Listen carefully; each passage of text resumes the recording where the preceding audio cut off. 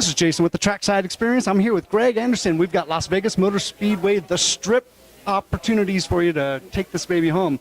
Now, I got a couple odd questions for you. First of all, you and your teammate are mighty tight in these points. And I liked how you said, maybe a little sandbagging, and tie him up in the bed there if you guys are sharing the room. But bigger than that, let's talk about the car and the conditions. It's going to be windy. Last year you had a nice headwind. This is going to be a tailwind. How's it going to affect your car? Do you guys make setup changes for that? Yeah, you absolutely do. You change the gearing on them. Obviously, it seems like 9 times out of 10 we come here, we've got a strong headwind.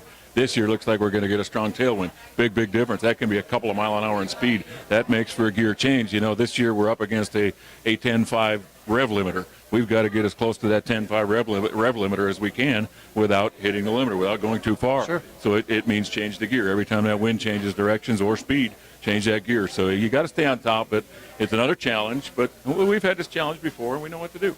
Well, with the change in the motors over the last year, changing the gear, is it even the same science as you used before, or is this totally different? It's the same science, just different numbers, way different numbers. Fair enough.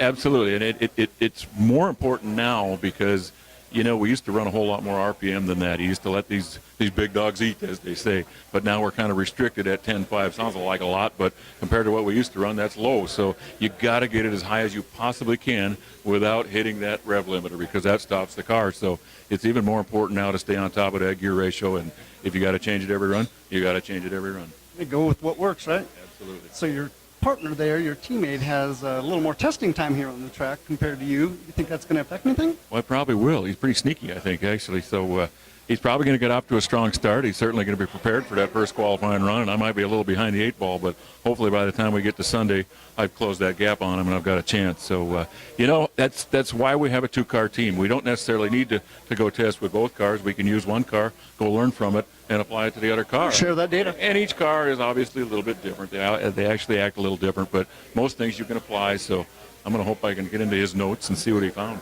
Run with it. Well, thank you for the time, Greg, and good luck. Thank you very much. This is Jason with the Trackside Experience saying, hey, check that out, Greg Anderson.